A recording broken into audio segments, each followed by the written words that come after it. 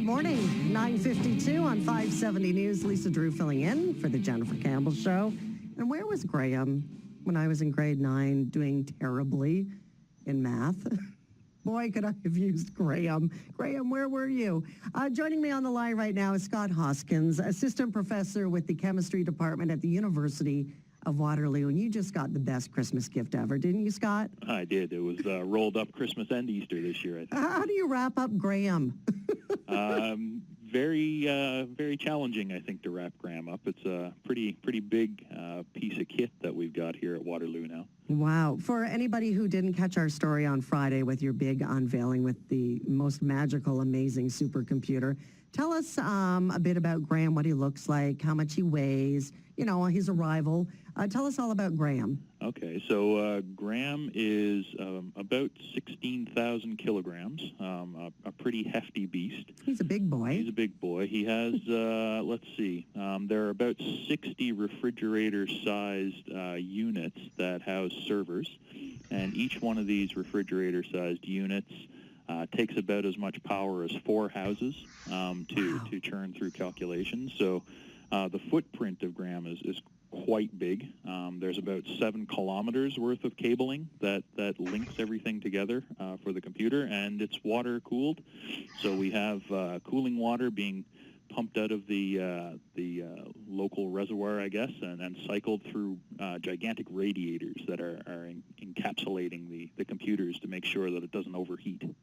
For any proud new parent, you've been waiting for this baby. How have you prepared? Just describing his size alone, you had to make sure he had a proper space.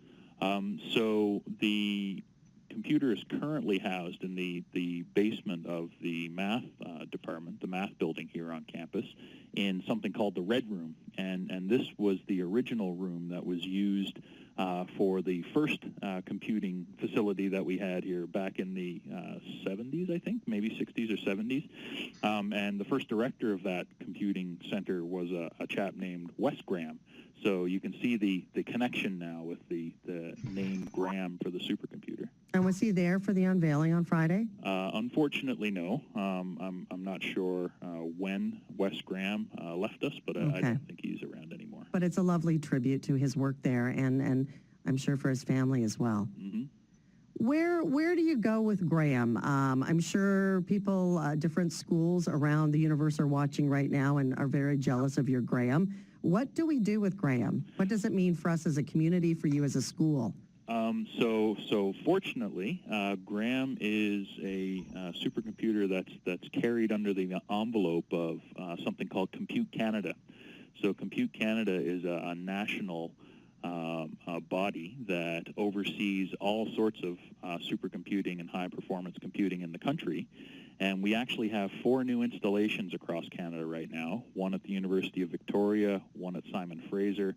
There's one that's going to come online at the University of Toronto soon, and of course here at Waterloo.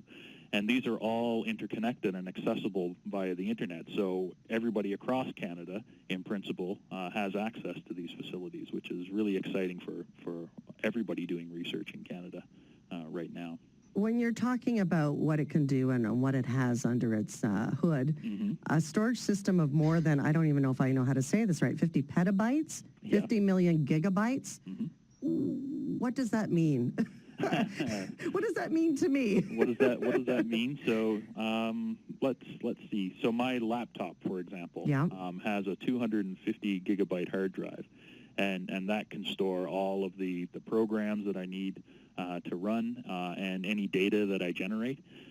So on our supercomputer, we have 50 million gigabytes, which means that when people are accessing it from anywhere across Canada, they are able to store the results of whatever it is they're doing easily, and then they can collect that information and bring it, download it back to their personal computer or personal server maybe, so they can analyze their data post-calculation, I guess.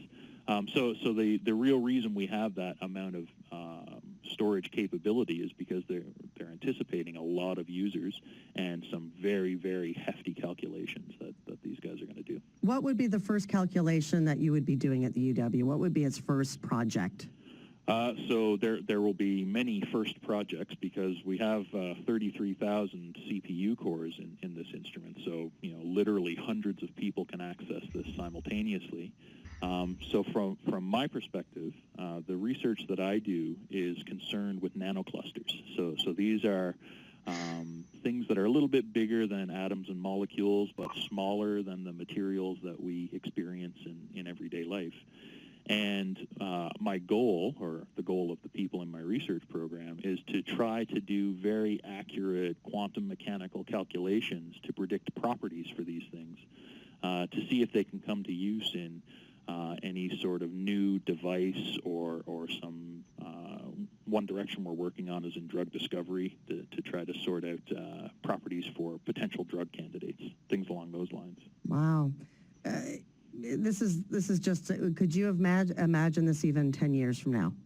10 years ago, I should say, when you were starting your academic career. Oh, absolutely. Did you ever expect to meet a Graham? No, I didn't expect to meet a Graham.